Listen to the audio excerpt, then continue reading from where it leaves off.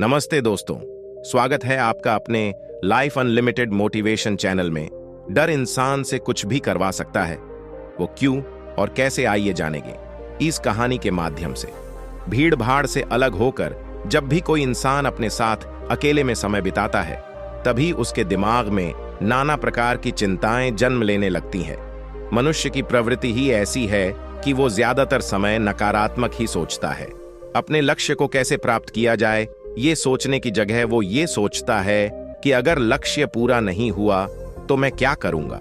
और इस प्रकार की नकारात्मक विचारधारा के कारण जीवन प्रांत डर डर कर जीता रहता है। अगर पूरी बुद्धिमानी और सजगता के साथ इस डर को समझा ना जाए तो यही डर इंसान के पतन का कारण बनता है। ऐसा मनुष्य जो खुद पर संजय करता है, खुद पर संदेह करता है, भला वो कैसे सफल हो सकता है। लेकिन बुद्धिमानी से अगर इस डर का उपयोग किया जाए तो यही डर उसकी सबसे बड़ी ताकत बन सकता है। काश केवल एक बार उसने खुद पर विश्वास किया होता तो उसे मालूम होता है कि उसके डर में ही उसकी ताकत का रहस्य छुपा हुआ है। ये कहकर सन्यासी चुप हो गया और चुपचाप अपने कदमों पर ध्यान लगाते हुए जंगली घास पे से आगे बढ़ने लगा। संध्या का समय था। सन्यासी और एक लकड़हारा जंगल में से होकर गांव की तरफ निकल रहे थे। सन्यासी के ये शब्द लकड़हारे को कुछ समझ में नहीं आए। वो सोच रहा था कि डर में ताकत कैसे हो सकती है। डर तो आदमी को कमजोर बनाता है।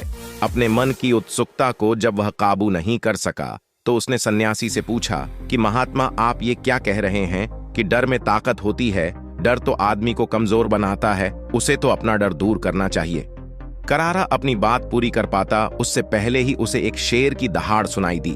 शेर की गर्जन सुनकर लकड़हारे का रोम रोम कांप गया। उसके कान खड़े हो गए। जंगल से आती एक एक आहट उसे साफ सुनाई दे रही थी। उसके कदम वहीं पर जम गए थे, वो भी नहीं था।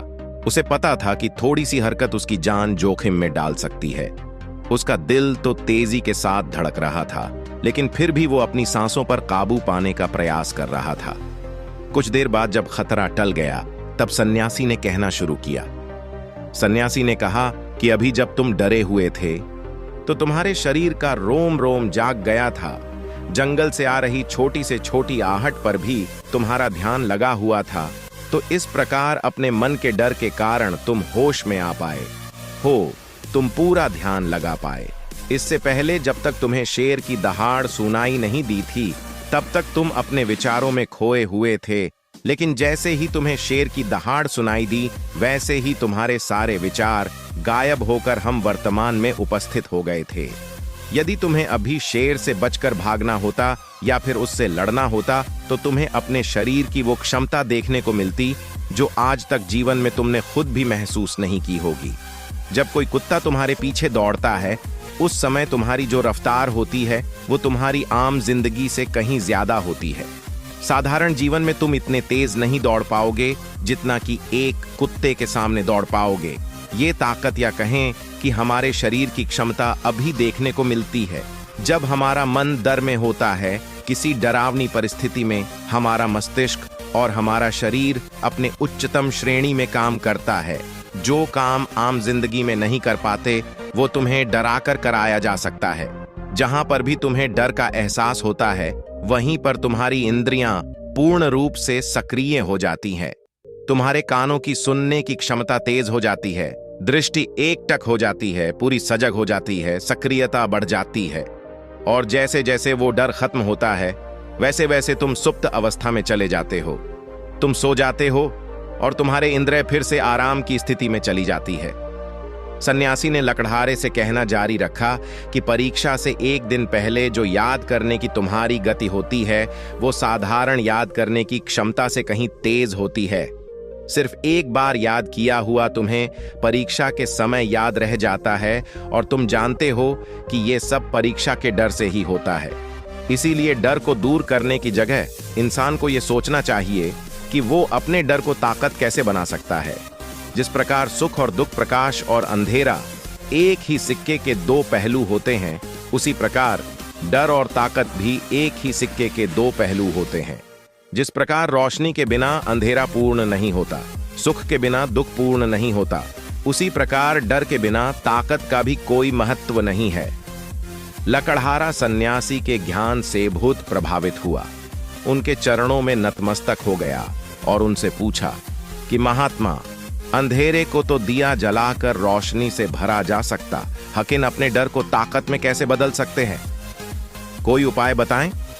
इस पर सन्यासी ने कहा, इसीलिए ज्यादातर मनुष्य पूर्ण रूप से अपने निर्णय पर भरोसा नहीं कर पाते हैं, और यही निर्णय या फिर फैसले जो आधे मन से लिए जाते मनुष्य के कार्य को पूरा नहीं होने देते। लेकिन यह भी सत्य है कि मानसिक डर के कारण ही इंसान अपनी तैयारी पूरी करता है। अगर तुम्हारे मन में शेर का ख्याल नहीं आएगा तो तुम शेर से सुरक्षा के लिए कोई भी कदम नहीं उठाओगे, लेकिन अगर तुम्हें शेर का ख्याल आ गया तो तुम उससे सुरक्षा के लिए कोई ना कोई तरीका जरूर अपनाओगे। तो इसीलिए मानसिक डर बेकार नहीं होता, वो आपकी सुरक्षा को और ज्यादा मजबूत भी करता है। लेकिन समस्या तब शुरू होती है जब आप चाह कर भी कुछ नहीं कर सकते, लेकिन उसके बावजूद आप मानसिक डर झेल रहे होते हो।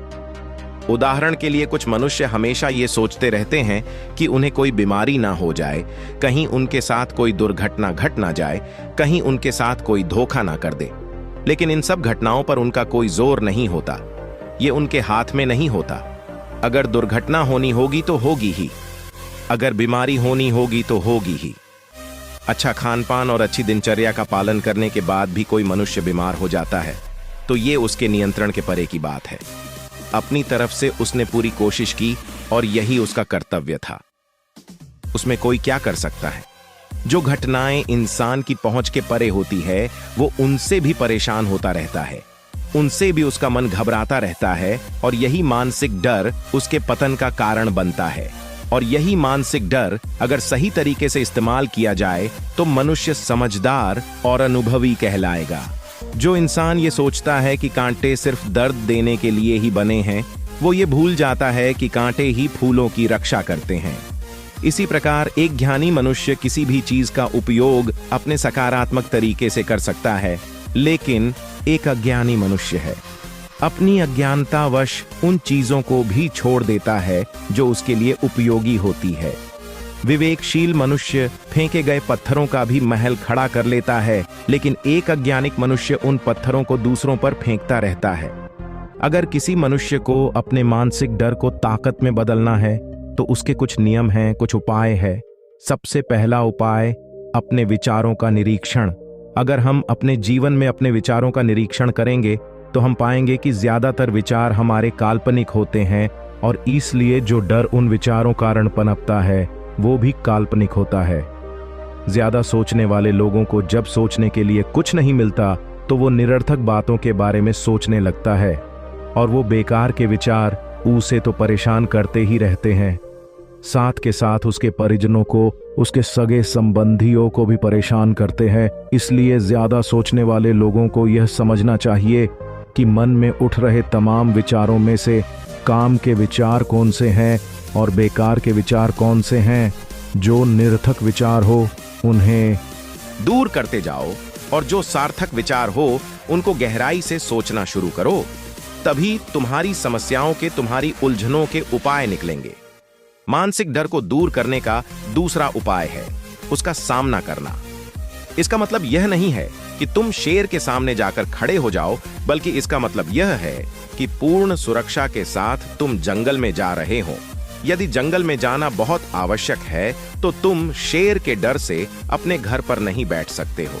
इसी प्रकार मनुष्य के जीवन में बहुत सारे डर होते हैं, जैसे कि परीक्षा का डर, लक्ष्य न पाने का डर, झूठ बोलने का डर, सच के पता लग जाने का डर, अपनों को खो देने का डर, दुर्घटना हो जाने का डर। लेकिन जैसे जैसे समय के साथ इन डरों का सामना किया जाता है, वैसे वैसे ये डर जीवन से दूर होते चले जाते हैं। अगर तुम इनसे बचने का प्रयास करते हो तो ये जीवन भर तुम्हें सताते रहेंगे। ये तभी दूर हो सकते हैं जब तुम इनका सामना करो। कुछ लोगों को तो दूसरों के सामने खुलकर बात करने में भी डर लगता है। ऐसे लोगों को अनजान लोगों से बात करनी चाहिए। जितना ही वो लोगों से बात करेंगे उतना ही उनके मन का डर दूर होता जाएगा। मानसिक डर को ताकत में बदलने का तीसरा उपाय है अपने डर को स्वीकार करना। बहुत से लोग अपने जीवन में अपने डर को स्वीकार ही नहीं कर पाते। अगर आप उनसे पूछेंगे कि उन्हें किस चीज से डर लगता है तो वह साफ इनकार कर देंगे कि किसी चीज से कोई डर नहीं लगता। लेकिन दूसरों की नजरों में ऊंचा उठने के लिए ये झूठ उन्हें बहुत महंगा पड़ता है। अगर वो अपने डर को स्वीकार करना नहीं सीखेंगे तो वो जीवन पर्यंत उस डर से मुक्त नहीं हो पाएंगे। इसीलिए समझदारी इसी में है कि अपने डर को स्वीकार कर लिया जाए। अगर आपको किसी चीज से डर लगता है तो किसी से शर्माने की या झिझकने की जरूरत नहीं है।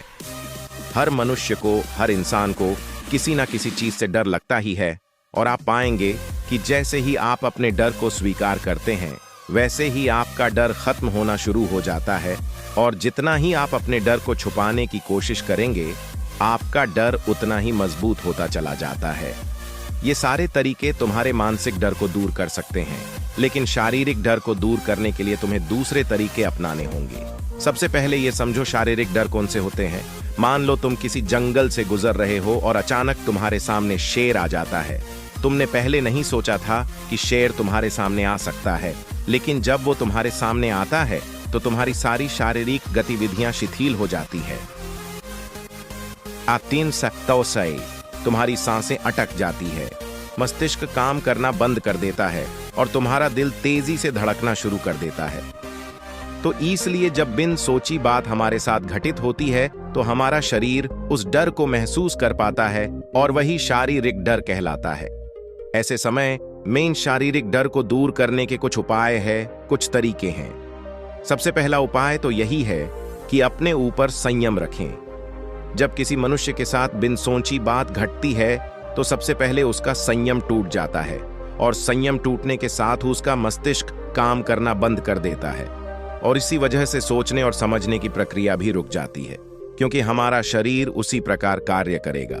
इस प्रकार हमारा मस्तिष्क उसे निर्देश देगा। अगर मस्तिष्क की सोचने समझने की शक्ति खत्म हो गई तो हमारा शरीर भी शिथिल हो जाता है। तो इसीलिए अगर कठिन समय में मनुष्य अपने ऊपर संयम रखता है तो उसका मस्तिष्क सही तरीके से काम करता है और वो सही निर्णय लेकर उस परिस्थिति से तत्काल बाहर आ सकता है। यहाँ पर दूसरा उपाय समझने का ये है कि जीवन में कुछ भी घटित हो सकता है। जीवन बड़ा चमत्कारिक होता है, वो हमारी सोच के अनुरूप नहीं चलता, बल्कि उसमें कुछ भी हो सकता है, और यही जीवन की खूबसूरती होती है। अगर आपको आज ही पता चल जाए कि आने वाले 10 साल तक अब क्या कर पाएंगे तो आपकी जीवन में से रुचि खत्म हो जाएगी। लेकिन अगर जीवन एक रहस्यमयी किताब की तरह बना रहेगा तो आप अपने जीवन से कभी नहीं थकेंगे। इसीलिए यह समझो कि जीवन में कुछ भी घटित हो सकता है, तुम्हारी सोच से परे भी घटित हो सकता है। इसीलिए कुछ अनुमान मत लगा लेना। इसी सोच को लेकर सन्यासी ने अपनी बात खत्म करते हुए कहा कि इन तरीकों से तुम अपने मानसिक और शारीरिक डर को दूर कर सकते हो और आनंद से भरा हुआ जीवन जी सकते हो। तो दोस्तों, कैसी लगी ये कहानी आपको कमेंट सेक्शन में कमेंट करके जरूर बताना, और ऐसी ही कहानियां जानने के लिए हमारे चैनल को लाइक, शेयर एंड सब्सक्राइब जरूर करना। धन्यवाद।